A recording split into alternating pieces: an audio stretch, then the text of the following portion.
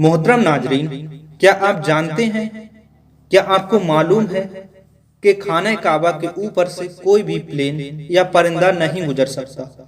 जब ये बात साइंस द्वारा साबित की गई तो दुनिया के बहुत लोगों ने इस्लाम कबूल किया।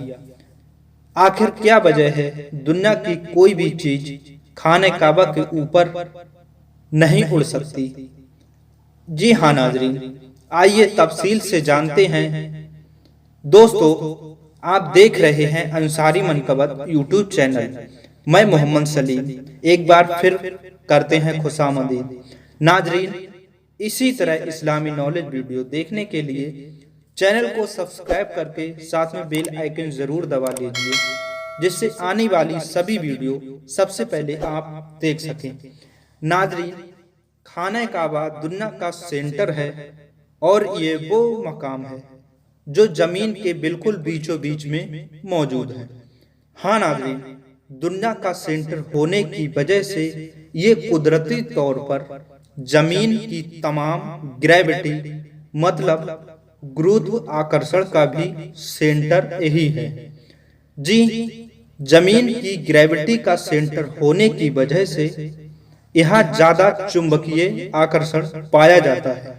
नाजरीन, इस बात को अच्छे से समझने के लिए आप अपने हाथ पर एक चुंबक का टुकड़ा लें तो आप देखेंगे कि इसके बीच में कोई भी चीज नहीं चिपकेगी, बल्कि चुंबक की आकर्षण की वजह से वो चीज चुंबक के बीच सेंटर से हटकर किसी साइड से चिपक जाएगी।